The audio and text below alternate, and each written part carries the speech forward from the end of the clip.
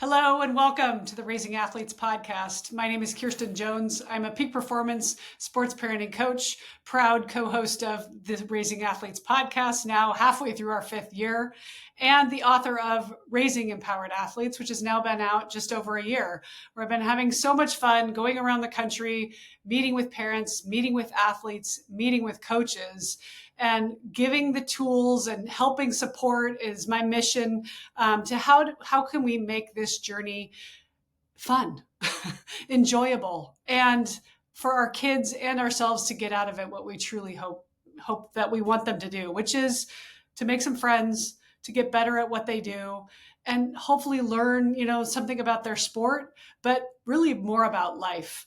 And I was privileged enough to be on Erica's podcast, my guest today, who was a D3 soccer player at Johns Hopkins. And now she really works with a lot of athletes and their parents around focusing on what matters most, the fundamentals and the training and being a coach that can really help your athlete get from where they think they may want to go to where they, defining what it is and making great strides. So Erica, thank you for being on.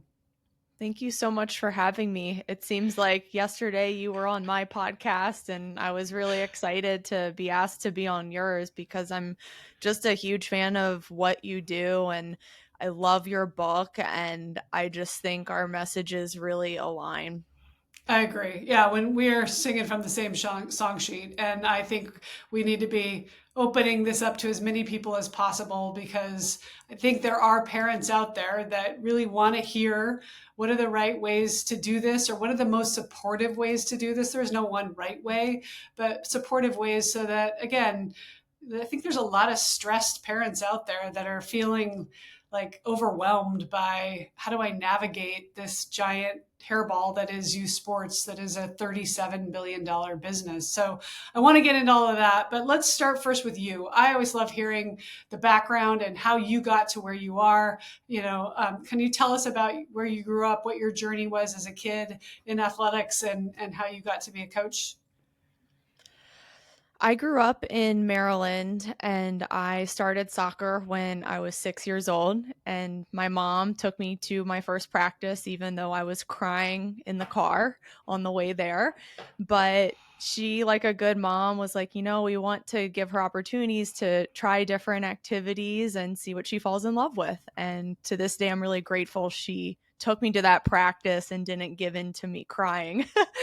Do you recollect that, or does she just tell you the story? I do recollect it, which is crazy. I was only 6 years old, Yeah. and I remember I was crying the whole car ride. But then when we parked at the field, the energy started to shift. And then I went to practice. I loved my coach. I loved chasing the ball around. And after that first practice, I said to my mom, when do I get to do that again? Oh. And yeah, and then since then I just fell in love with it. But I had been in rec soccer until high school, and I was able to do other sports like gymnastics. I dabbled in lacrosse a little bit. I was just a very active kid. I had an older brother and I was always playing like football and baseball with his friends. So I was trying all the sports, but on the side, I just developed a natural passion for soccer and it just organically worked out. And by the time I turned age 14, I said to my parents that I wanted to try out for a travel team and get more serious about it. And that was my decision. And I tried out for the best travel team in the state of Maryland and made it. And I was ready for a new challenge and started to consider playing soccer in college. And I was looking at a wide range of schools, Division I, ACC, Big Ten, Division III as well. And I ended up actually turning down D1 offers to play soccer at Johns Hopkins University because I really did want a smaller school in the end. I wanted a more academic experience. I really liked the coach and the culture and the traditions of the program. And I also still wanted to be close to home so that my parents could watch me for another 4 years. So they were only about 20 minutes away from Hopkins campus. And it ended up being probably the best decision I ever made. And I got a lot of playing time when I was there all 4 years, started all 4 years, was a captain my senior year, and just really contributed to the program and just making an impact. And I'm just so grateful for my experience as an athlete, because I look back on the years and I never felt like my parents were ever really pressuring me into decisions. They were more so checking in and asking the right questions, but it was really up to me that I had to do this and I wanted to do this and get to the next level. So we can talk about more about my parents, but they truly did raise an empowered athlete. And I feel now, just as a working woman, I can make my own decisions, take initiative, and be autonomous. And I'm just grateful for my parents along this journey. Yeah, there's so much I love about your recruiting journey, and parents who are listening who might be on the front end of it. I think what I see a lot, and I'd love to hear your opinion too, Erica, but like we get so caught up in the shiny object syndrome. Like, well, they've got nicer locker rooms, or they're playing in a tougher conference, or the kids, and again, 16, 17, 18-year old, they are, how many pairs of shoes am I going to get? And at the end of the day, the things that you talk about to 5, 10, 15, 20 years after your experience have nothing to do with how many pairs of shoes you got or what the locker room experience was. It's always about, those are the best friends of my life. I got a phenomenal education. Those were my people. To be able to go in and say I was a 4-year starter, at the end of the day, do you really care whether it was D1, D2, D3? Like, if you get to go in and become an impact player, and I always encourage parents, like, cast a wide net, yes, and talk to the D1s, talk to the D3s, because then you can make an informed choice. Do you remember back then feeling like, ooh, I really want, like, I know there's this social pressure to be able to say, oh, I play D1. Did you feel that at all? Or were you really that mature that you were like, no, no, no, I know exactly, like, that's impressive. Well, I wouldn't say I was the most mature kid. I've come a long way, but back then it was pretty crazy, because during that time there was a D1 or bus mentality, I'd say. And you know, a lot of factors went into my decision, but I talked to the coach at Hopkins, and he told me, he was like, look, if you come in prepared and the player you are now, you stay healthy, you are going to make an impact here and get playing time. And I wanted playing time, and I didn't know if I would get as much at an ACC or Big Ten school. And, I look back and I wonder, what if? Maybe I would have, who knows? But I really knew I could go into the Hopkins program, make an impact. And I also really did love the girls on the team. When I took my official visit, I remember everyone on campus that I ran into was like, the soccer girls are the nicest girls on campus. And I was sold then and there, because it's another 4 years. You hang out with these girls pretty much Monday through Saturday, maybe Sundays during study hall. So it's a lot of time. And you don't have to be best friends with all 30 girls on the team, but if everyone gets along, that's a plus. And that was really important to me too. And I just had my wedding this past year, and a couple of them were my bridesmaids and they attended my wedding. And, we've been out of college for 10 years, and just catching up with everyone at such a special day is just so cool. And, I look back too on my career at Hopkins, and obviously from the outside, people would say, oh, that was a success. You got All-American a couple times, you got Hall of Fame, you got National Midfielder of the Year, you broke scoring records. But I don't remember the goals I scored. I don't really vividly remember that stuff, but I do remember what I did with the team, the dinners, the events, the soccer formals, all those fun college things. I remember all of that, which is so crazy, because you don't remember your goals, your all of your stats. It's just wild to look back on. Yeah, I love when people do ask you that, like, what was your favorite game? And you're like, I mean, I remember like two matches I played in, and one was because it was the school that we played against. That the school we played against was the one I had just transferred from, so I really wanted to beat. But like, other than that, like they all become a blur. But the relationships and the support network for life that you get from that experience, if you're there for the right reason, and it sounds like you were, and it sounds like your parents wrote the book on how to be a great sports parent. So maybe take me through what are the messages, maybe not even something they overtly said, or maybe was overt, but do you remember, like, it sounds like they allowed you to do your process. I think even 15 years ago, to wait until you were 14 or 15 to play club sounds late. No? Yeah, it not during that time. I would say that was pretty standard, but Okay. nowadays it is very late. And I think a lot of parents today of 10, 11-year-olds are like, well, if we're not on the best team at this age, it's over. They are not going to ever make the higher level team when they're in high school, or they're never going to play in college, which is a lie. And a lot of people give me crap for saying that, but it is a lie. I think a lot of people are in denial with it, but yeah, I just fell in love with it on my own. I mean, I never felt pressured to go to practice or play at a certain level or be on a certain team. I just loved my rec experience. I had a great coach. He was actually a volunteer dad coaching, but he was pretty soccer literate, that I learned a lot about the game. But when I switched to travel ball, that's when I had coaches with, their higher licenses. But that was the time to learn from like true professionals in soccer when I was 14. And yeah, my parents really let me drive the bus. I mean, my mom, she was like kind of just the rah rah cheerleader on the sideline, just that overly positive mom. Like, good job, guys, like all the time, and super supportive. And then my dad was the opposite. He was just silent. Like, he would just stand at the corner flag away from all of the parents because he didn't want to deal with the BS.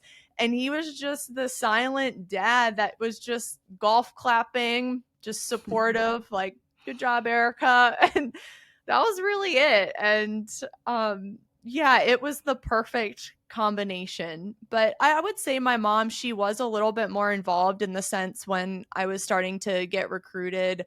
She helped me to figure out like where to start in the process, like when to email coaches and like how to reach out. So she like was involved with that, but I had to write my own emails. I had to do my own follow up. So yeah, really, it was all me. And what I like about that is I think the biggest gift they gave you was they let you develop your own love for it. And maybe we can jump into this a little bit, but what I feel like is happening so much is because we're exposing them at younger and younger ages, they did love it, or they do kind of love it, but it's not that they don't love it. It's just that when it's 8 days a week, 13 months a year, and you're 8, it's a lot, right? They don't get time to be a kid. They don't get time to try other sports. They don't get time to go on vacation, or they take a week off and they feel like it's over. And at 10 or 12, kids feeling like a pro athlete would feel like I've got to be training all the time has driven this. Like, you were allowed to just at least I know when I took a season off, the second I came back to it, I was so excited to be back because I had a break. And now we give kids a week off in between club season and school season, and you're like, woohoo! There's a big gift, you know. You're so right about that, and I think that time away definitely gives you a chance to miss it. And if you just keep going and you're on your grind since age 10 and you're not really taking a season off from your primary sport, then it's only a matter of time until that burnout happens. And again, I think a lot of parents are denying it of young ones right now. They're just saying, well, they're happy, they're enjoying it, and maybe they are, but they're not thinking about the long-term repercussions of it. And I've seen as young as 10 and 11-year-olds go on travel teams where they're driving an hour to practice 2 to 3 times a week. And no one's really thinking, okay, this might be a problem a couple years from now, and they might grow to resent the obligation that is this much travel for this much soccer or whatever sport they're playing. And I think everyone's in that instant gratification mindset. Oh, well, things are going great this month, but they're not looking at the bigger picture. I was watching the US Open last week, and it was an Australian player. I want to say his name is T2, but he took off 6 years from tennis and then came back and is now playing in the US Open. And he did. He said in the interview, he was just like, I hit this wall. I don't even know how old he is. I'm guessing mid-20s, but like this wall where it was too much. It was overwhelmed. And he goes, and it wasn't until I was away from it, I was able to have some perspective, that I was able to look back and be coaching these kids and see what they're going through, but also realizing, oh, now I actually have the tools to deal with the stress that these kids are under now that I didn't have in the moment. Mm-hmm. And I think that time away is not just good for the mental burnout, but also the physical side of things, and keeping kids healthy and allowing them to try other activities that are working different muscle groups. They're developing different motor skills and learning spatial awareness in new environments, or they're learning how to work with new teammates or learn from a new coach. And I was really grateful to have my summers and my winters. Like in the summer, I tried out rec lacrosse. It was very laid back. It was only once or twice a week, and I was able to still be at a good fitness level for soccer, but I was working more of my upper body and core and really balancing out my strength to be a better athlete. I was still touching the soccer ball, of course. I was still doing my own stuff at home and becoming friends with the ball. I don't think a lot of kids are doing that anymore nowadays, but I still did that all while playing on a lacrosse team. And then what I found was when I went back to the fall, when it was go time for soccer, I was ready to rock. And my skills, I didn't skip a beat. I was still really sharp. And then on top of that, as the bonus, I still had the conditioning. I still had the speed and agility because I got that crossover effect from lacrosse. So yeah, I think there's just so many benefits to taking that time to try other things and then to mentally take a break. I've got a 15-year-old client right now who I adore. She's in DC, and she has a twin, and her twin has always been a little bit ahead of her. Her twin made the team above her. She makes the team below. So I started working with her, and she decided, it wasn't my idea, but it was beautiful. In the spring, she decided, I'm going to run track. And she goes, nobody else in the soccer team's doing that. She was still playing soccer, but she was adding basically, intervals into her soccer workouts. And she said, and then over the summer, she took some time off because they traveled a little bit. But she said, I brought the ball with me while we were traveling, and I would do juggling drills while we were traveling. Like, she got very creative with, so it wasn't soccer 24/7, but we had a call last week, and she just made the varsity soccer team for her high school team. And she's like, I'm so much faster. She's like, oh my gosh, you should see, I totally ate. That's something this age is saying, but like, she saw in just 6 months. So it doesn't even have to be like, oh, you've got to commit to playing on whatever, another team for a whole year. Like, she ran track for 3 months, but it increased her foot speed and her agility in just a couple months, that she's now seeing the huge benefits of it, which I think is awesome. I love hearing stories like that. And I've heard that a lot with a lot of athletes who try out another sport. It just enhances their main sport. And one thing that just came up for me was that it's good for athletes to try other sports, especially young, because, if parents are concerned about getting a college scholarship and their kid playing sports, well, how will you know what their potential is if you don't allow them to try other sports? If you think your 10-year-old is a soccer player and you just put her in soccer, you will never know that, maybe she could have actually been a Division I softball player. Maybe Mhm. she could have been a Division I 200-meter sprinter. So you will never know if you pick the right sport for your kid if you don't allow them to try other sports. Yes. So it kind of contradicts that like college scholarship dream where they're specializing so young, because sometimes it really comes down to, did they pick the right sport and do they have the genetic ability to play and meet the energy demands of this sport? And have the passion behind it, because maybe they're good at it. And that's what I hear, like, I'm really good at this, but now I don't have any other skills. So I can't, versus the I dabbled in whatever, something else when I was little. Oh, I could go back to that. Or gosh, now tennis, actually being in an individual sport, sounds more appealing to me. I've been doing the soccer all my life, but you know what? I really enjoyed, being able to control the outcome. Like, that's a great insight that you don't know when you're 6, 7, 8, 9, because you're just being put in to do whatever's in front of you, right? Mm-hmm. It's sad, and I think it's getting worse. And sadly, I think we are in a deep hole right now. And I'm not a parent yet, but just in my conversations with other parents of athletes I work with, I mean, I do get it. And I'm sure I will understand it a lot more in the next year or two when I do have kids. But I get the FOMO and I get how hard it is amidst all of the noise. But that's why I always try to preach my message as loud as I can, because I know what parents are consuming on social media. I know the messaging that they are blasted with, and I know the lies they are being told, especially the young ones. I've heard clubs even tell parents of 9-year-olds that if they don't switch to a higher level team now, they'll never make it. Mm-hmm.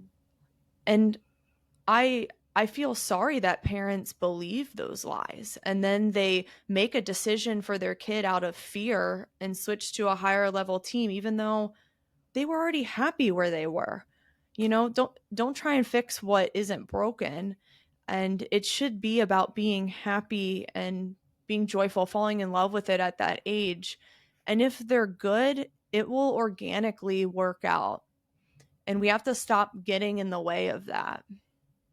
I want to get to what you're doing now. So finish your story as to you leave Johns Hopkins, and then what do you pivot to? Because that's another thing you hear. Okay, great, you played in college, and was there a dream to go play pro? Was there a dream to go play at the next level, or were you done, or what happened post college? So I actually did play in the WPSL, the women's semi-pro league, when the professional soccer league, the WPS, had folded. And I did that for a few years. I also played soccer in Brazil, lived there for a year, while also volunteer coaching kids in the favelas. So that was a very life-changing experience for me, because that's when I realized that I wanted to coach youth. I thought I wanted to coach pros and work in like Division I college strength and conditioning, but then I realized that kids are more fun to hang out with and adults are a pain. So, yeah, I don't know. I just fell in love with coaching kids because it was fun. You can really impact them. You can really set them up for good habits for a lifetime. And when I got back from Brazil, I actually started off as a soccer skills trainer. And I regret it because I started to realize I was part of the early specialization problem.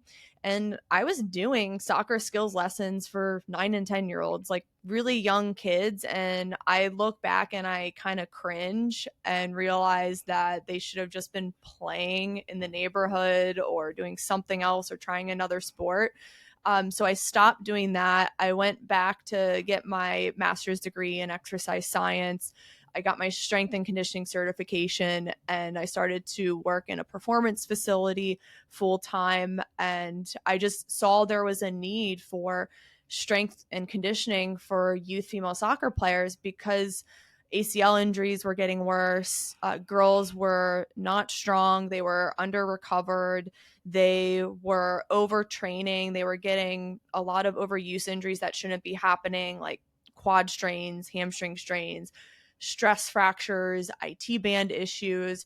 So I just saw a need for that. And I went all in to just completely changing from a skills trainer to a full-time performance coach. And I was mainly attracting female athlete clients in that like 11 to 14 age range because there's so much going on during that time. Physically, their body is changing, and the changes they're going through can actually decrease performance and be a risk factor for injuries. So their bones are growing so fast, they are at higher risk for stress fractures. Their tendon on top of their knee is really tight because they're getting taller, so knee pain can happen. They're feeling awkward because they're putting on weight in fat mass, so they can't really control their momentum anymore.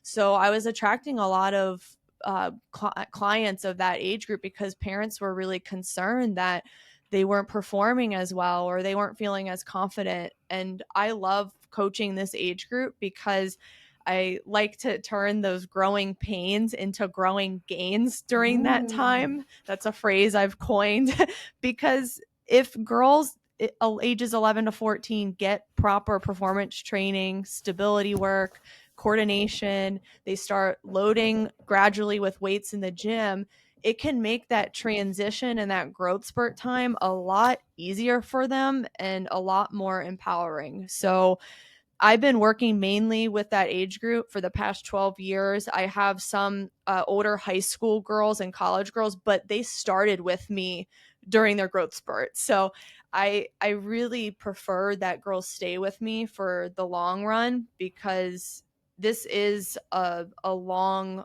pathway. There's steps we have to graduate to into training to really improve speed, strength, and conditioning. And I'm very clear in my process and how I train each age group and phase. Yes, so much to unpack there. And what the thing that comes to mind from that differentiates, well, many things do, but one big thing is women, girls hitting puberty, having menses. So the onset of their menstrual cycle is probably happening, or is it even happening before 11 now? Sometimes I think it's happening even earlier, right? So what are you seeing as trends with that age group as far as, is it overuse? Is it like, what are the biggest call outs that you have? The first one is definitely a lack in strength. So a lot of girls are not continuing the strength training during the season. You know, obviously it's great. I get girls in the summer doing strength training, but a lot of them will drop off during the season because they're scared it's going to hurt them for practice. But if they're with a performance coach who understands periodization, that strength training is going to keep them healthy for those demands year round. And it's also going to count as recovery because there's a lot of mobility and flexibility work within that. But yeah, just overall it's a lack of strength. And Sorry, Erica, when you say strength, does that mean lifting weights? Is that agility? Is that what are you doing with an 11-year-old? I mean, I can't imagine you're doing a ton of heavy lifting. It's more around building muscle, but with their body weight. yeah, it's so that age group is more around starting with stability and coordination and mastering the body weight movement patterns first. So, can they do a body weight squat? Can they hold a body weight lunge or do a split squat? Can they do a perfect form plank? Can they do a pull up hold? So, more body weight movements when they first start out. And then once they master those, it's going to vary on each athlete how quickly I progress them. But for a girl who like masters it in a few weeks or in the first month, then we will add bands. Then we will progress with dumbbells. And then my older girls who are 15 plus do more like hex bar or barbell work because they have those years of training under their belt. So we got to build the foundation first, is kind of where you start out, and then adding to it. Yeah. And for 11, 12 year olds and 10-year olds too, the training should be really fun. So it's not like a formal strength session. It's more, okay, we are going to do a bear crawl race. We're going to do a crab walk weight race. And that works on your core stability, but also your upper body strength. Or we're going to play a game of tug of war where you're working on that pulling strength and getting your back strong. So there's ways to make it fun. But I always tell parents, look, if your girl is not ready to work with me at age 11 or 12, then that's okay. It's not going to hurt if she waits till age 13 when she's emotionally ready. I'd rather have her start when she is emotionally ready to do this. It shouldn't be you forcing her to do this program because you think my training's going to make her as fast as Alex Morgan. Yeah. So, And I'm sure you can see, I know when I work with kids too, you can see the ones that they're there because they want to get better and the ones that are there because mom signed me up and says I need to do this. I'll tell a funny story. So I get these inquiries all the time for young kids, and they used to frustrate me so much, Kirsten, but now I just use it as an education opportunity on how each age group should train and why really young kids should not be doing advanced training because we risk injury and rushing that development. But I got an inquiry last month, and the mom said, hey, I have a daughter who is 11 years old. She's on a top team in the Tampa area and she's a goalkeeper, and she really wants to work on lateral power and explosive first step and also her vertical jumping power. My first question to that was, does your 11-year-old want to work on that, or do you want her to work on that? Because like you said on our last podcast, an 11-year-old doesn't know what ice cream they want. Do they know what vertical jumping power is or lateral power? So that was my first question. And then I just emailed her back and I sent her I have a lot of infographics on how each age group trains and what's going on physically, mentally, and hormonally at each age and how Give a plug. Where can people find that? It's actually on my website, www.ericasuter.com. Perfect. And I am very clear on what's going on physically, mentally, hormonally at each age and how training must align with those changes that are going on. And I just sent it back to her and I said, hey, here's what I would do for an 11-year-old. Here's what we would work on. And then here's what eventually she would graduate onto when she gets to that older age. Here is when we will start doing vertical jumps. Here is when we will start doing more power-based training. And I told her that at that age, most training influences are neural. And then by the time she's 14, 15, it's more muscular hypertrophy, which is when we would do more power-based work.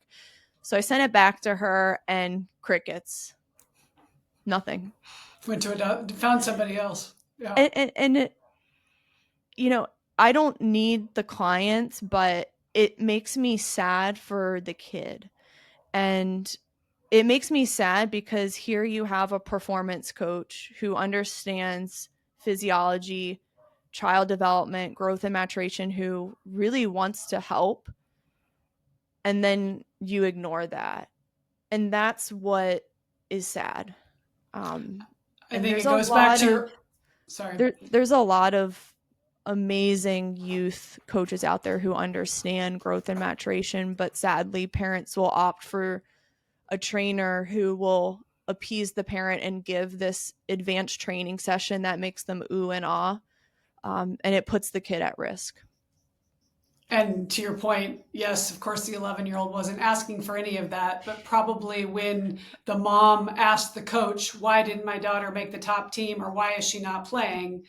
They need to give an answer. So these are the things that she needs to work on. So now we just got to go find the solution so that we can fill the hole so that we can get what we want, which is to be on the top team, because we think that's what's going to drive the long-term result. Yeah, exactly. And it's so crazy because for athletic development and building strength and power and speed, nothing really happens until after that growth spurt. So can you say that again?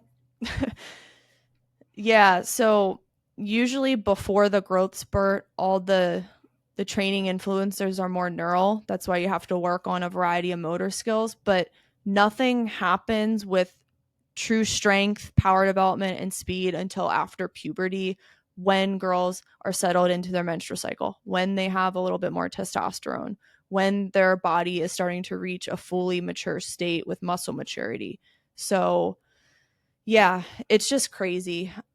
I see so many videos on Instagram of really young kids doing things I would be doing with my 18-year-olds. So, what age is it wise to specialize, in your opinion? What age would you be saying, okay, I've got an athlete, she does multiple sports well, but she wants to get really good at soccer. She needs to focus at this age? Or is there an age where you'd be like, nope, you should be doing as many as you can for as long as you can?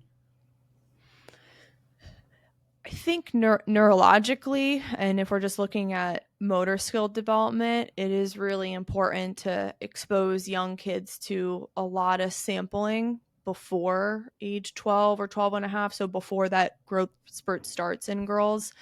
And then after that is when they should pick a sport because their bodies are starting to mature. And then also the demands and the schedules and the academic stress is starting to pick up in those high school years, or starting in like 8th grade. So that's when they kind of have to pick one thing. Because I've seen some high school athletes still be sampling, but it's within the same season, which is also not good. I've seen girls do soccer and basketball in the same season, and then they wonder why they have knee pain or they're getting stress fractures. So, by sampling, I mean dividing it into seasons young, and then eventually picking your sport by 8th, 9th grade. And I think most kids will know when that time comes. For me, it was when I suffered a stress fracture in my low back. I had IT band issues from playing soccer and lacrosse in the spring season when I was in high school. And that's when I had to make the tough decision. Which one am I going to do? Because this is way too much. Yeah, the body breaking down, right? Which is what we're seeing a lot of. 70% of kids are dropping out altogether, girls at twice the rate of boys by age 13. And a lot of that, you're seeing the breakdown of the bodies that wasn't happening until college or, pro level, right? Yeah, the injuries are really bad, and it breaks my heart because I'm in this world every day, and I get emails a lot and messages on Twitter and Instagram. And again, it's like the really young kids getting injuries that should not be happening that young. Seaver's disease for like over a year, knee pain for over a year, like chronic injuries, not just for a few weeks, but chronic. Um, and they just play through it. And they play through it not thinking that it could potentially lead to something more catastrophic down the road. I mean, I have heard kids say that they didn't know that they could play pain free, like that they just assumed that that was normal, right? And that's the problem, is they don't know what's normal. They're just being told that you took a Friday and a Monday off, you're behind, so there's that. And it's hard with the balances of, and then when do you do family stuff, and when do you have a break, and when do you do homework? And what we're seeing is the anxiety. I'm having more and more kids now say they're off all of social, which I love to see, because they realize how much that's driving this feeling of lack just in general, but also in sport. Mm-hmm. I got a message from a dad the other week, and he goes, "Hey, I have a college soccer player who has shin splints, and the option is not taking off. So what are your solutions?" And I replied, "Shin splints is an overuse injury, so you do have to take off. I can't really give any other advice than that." Yeah. I'm If you have just a so magic honest with wand, people. Yeah. good. But Yeah, it's it's like they I'm not need going to tell it. you what you want to hear and like risk your kid getting worse. Yeah. Can't walk now, but thanks for, yeah. Yeah. Oh, crazy. Oh, Yeah, okay. So, I thought I've seen it all, and then you get an even wilder message. right. Well, tell me about, do you have any that come to mind, putting you on the spot here? But what I always think about when I'm helping the parents, and to your point about we plant the seed, we want to see it grow right away. But a lot of times there are those athletes that, in middle school, or maybe even into high school, for boys particularly, they were average, but it was more they did it the right way. They approached it with a learning mindset. They were okay being on the twos team. They didn't have all the physical skills, or they were, with girls, it's, they look like giraffes on ice skates, right? They can't quite get all their, but then things start to come together later. Do you have some examples that maybe you could share too of that happening? Because I feel like those stories don't get told enough. And so parents are like, no, no, no, no, no. We got to go with the all in model right away. Oh my gosh. So, yes, actually, the first athlete I ever trained over 12 years ago. So, I started with her when she was in middle school, and she was not on the best team, and she wasn't on the best team until I would say high school, kind of similar to my story. So, 14 or 15. But she made a top travel team in the state of Maryland. She made varsity soccer as a freshman for the high school team, and the high school team was the high school I also went to, and they've been state champs. It's a really good high school program. So yeah, everything just came together for her during high school, but she was actually a little late into the recruiting process, so she ended up initially committing to a Division III program, McDaniel College.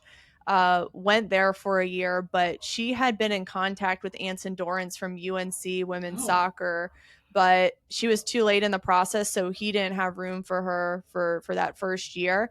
So she applied to UNC and she transferred as a sophomore. She had to try out for the team when she got on campus, and she made it. So it's just crazy to think about. But she was one of those girls that she was just so persistent because she loved the game so much. And that was always her dream, was to play at UNC. And she was going to make it work regardless. And she got her grades up. She really improved her speed and conditioning to make the team. He had certain standards for the yo-yo test that they do. And yeah, she ended up making it. And then just seeing her like wear the Carolina blue, I was like, wow, that so is such an amazing story, because things didn't really get high level for her until she was 14 or 15. I love those stories too, because I do feel like parents get caught into that FOMO of look at them and they get it all. But if the child really wants it, then again, it's their journey, so they've got to show that they really want it. And if they don't, if you're sending out all the recruiting letters and filling all the forms out and you're the one talking to all the coaches, like, it's not sustainable, because they have to go do the work then. And what I hear from those kids are like, well, I'm here because this is where my mom wanted me to be. And I will say, this girl's mom was very similar to my mom. Just the rah-rah cheerleader and just super supportive. Didn't really know too much about soccer, and was just like, yeah, go do you. Like, just work hard, and like, I support you. So it's just funny to see that, how the stories line up. I do hear that a lot too, where kids will say, well, why did you choose the sport you did? Oh, it's the one sport my parents knew nothing about. Yeah. Right? Yeah. And so they're forced to keep their mouth shut. Like, they're not stupid. They figure these things out really quickly. They're like, I'm not doing that. That's what the sport my dad did. And he was always trying to coach me, and it drove me crazy. So I'm going over here where I don't have to be bothered because he doesn't know anything about it. It's like, oh, interesting, right? Yeah, my Erica, mom this is, played tennis and volleyball, so yeah, she was not a oh, soccer. And my dad is a physicist, engineer. Like, he was not a sports guy, so it makes sense. but they had the approach though of being curious and allowing you to be curious, and then not getting attached to the outcome. And that's where I think a lot of people are falling on their face, because they're so envisioning the outcome at 10, 11, 12 versus, I don't know, we'll see if they if this is what they want, we'll see if they pursue it. We'll see if they're healthy, if they're mentally fit. Like there's so many pieces that need to come into play to actually make it to the right, level. And then to get to UNC even, there's no guarantee she'll play there, right? Like, so it's got to really be her dream. Mm-hmm. Yeah, because if it's not the kid's dream, then there will come a time when they become resentful and they quit. Yeah. Chapter 2, whose dream is it? Which I talk about a lot because it really does drive a lot of these conversations. So I need to let you run. I know we're a little over on time. I apologize, but I really want to ask you one last question and then I'll let you go. I love hearing from your perspective, and God, next time I want to talk about the favelas too. And that's got to be such a huge dichotomy to what we're seeing in the United States, right? These kids who are the one Olympian from the gymnastics team, like her brothers would walk her the 2 hours to get to the gym so she could train for gymnastics, right? And because there was no other gym. So they have this inner drive that these kids who have trainers and, like everything taken care of for them and, everything, they don't have skin in the game because it's all handled for them versus these kids who are like, this is my way out.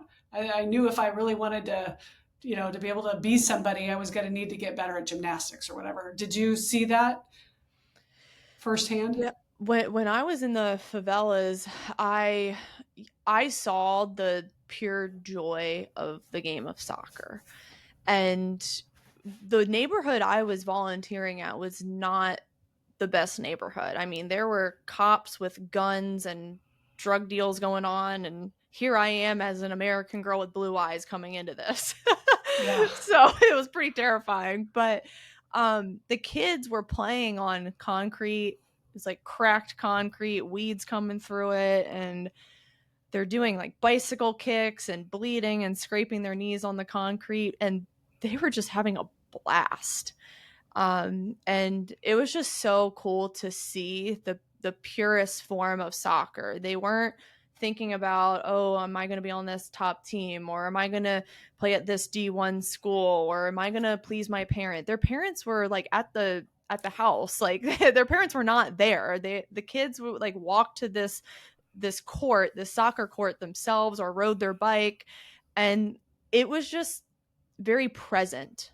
That's the best way to put it. They weren't thinking too much into the future. They were just playing soccer for the love of soccer, and they were focused on what they were doing in that moment.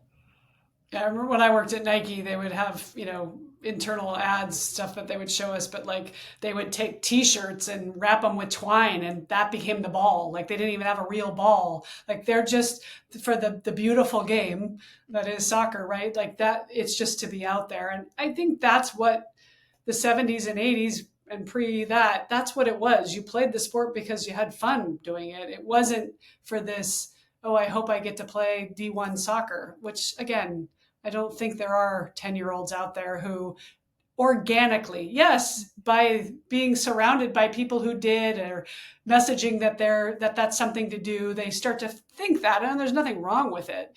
But if you're really truly just doing something because you're curious of it and the joy that it brings you, that's a whole different gift.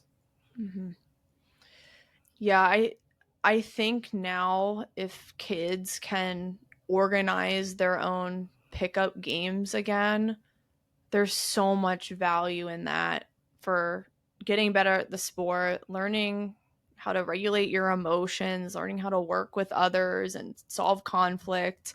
And it still exists. If you live in a neighborhood, it doesn't matter who you invite out to play, whether it's kids older than you or younger than you, just get out there and go.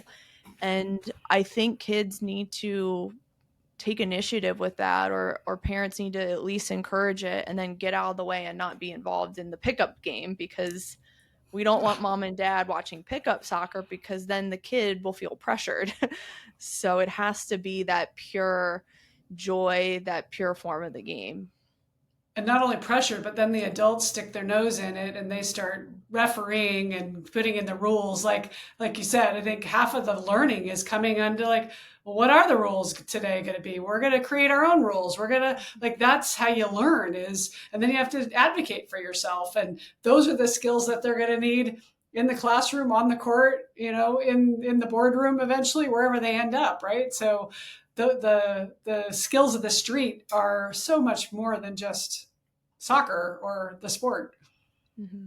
It runs really deep. I mean, there's so much to be gained from having that autonomy and having that creativity as well. It really goes into your career, and I'm finding that today too, that like just having those skills, I'm much more able to take initiative now or create new things and build things. And yeah, I just hope parents can think about the bigger picture after this conversation, because it's so important, and it's way more than the Instagram post and my kid goes to this school or we won the U11 national championship. It's like, well, what are they really learning here? Yeah. And doing something without being attached to the outcome, but just doing it because you're like, oh, I'm just curious as to where and this will lead to something that I didn't even think about, which is fine, right? Like it doesn't have to be about the trophy. It doesn't have to be about the podium. It doesn't have to be about saying, I mean, again, who cares? What team did you play on when you were 11? How many times do you get asked that in your life, right? But yet we think it's so important that we need to have our kid on the ones, right? So it's our parenting ego gets so caught up in it, which I understand because so much of it is so public, but it's gotten in the way of us allowing for failure, for it to be messy, for it to not work out, for them to not have the best experience and learn from it and grow from it. All right, I want to finish with one last question we like to ask all of our guests. And I would, given what we were just talking about too, between Brazil and the US, so think globally when you answer this, but how would you finish the best athletes I know do this?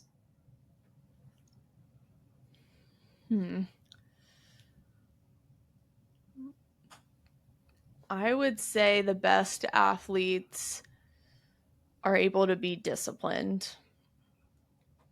And they're able to be disciplined on their own, and someone's not asking them to do it. And they understand that discipline sets them free. And in your work, your day-to-day work, do you see those? Is it obvious to pick those ones out? Mm-hmm. It really is. In performance training, the most disciplined athletes are the ones who do their recovery. Even though those are the most boring workouts, they prep their meals for the week so that they don't eat the crappy school lunch. What age? Starting at what age do they start doing that? Prepping their own meals? Usually like my middle and high schoolers. Yeah. So, but it's still a few people who do it. It's tough, but I think athletes who think about all aspects of performance and are disciplined with it, they go the furthest. And with the training, recovery, and nutrition, they're the ones who are doing the things that matter when no one's watching. I said the little things become the big things, right? Yeah. And how we do one thing is how we do everything. So if your room is a pigsty and you don't know where your bag is, and then that leads to showing up at practice with only one shoe, which leads to a bad practice, right? Like it all becomes one big mess. And without the frontal lobe for these kids who are just, growing and the brain is growing, it's like parents helping them put pieces in place to be successful at it, just not doing it for them. And that's the part that I think we fall down on. We just keep rescuing and they don't learn. And then if they don't get to learn from the pain, then they don't get to grow. Yeah. Erica, so fun connecting with you again and always. So thank you so much for taking the time. Where can people find you again? I am mainly on Instagram at Fit Soccer Queen. And then from there, the link in my bio will lead you to my website and the female athlete books that I offer. So check out her podcast.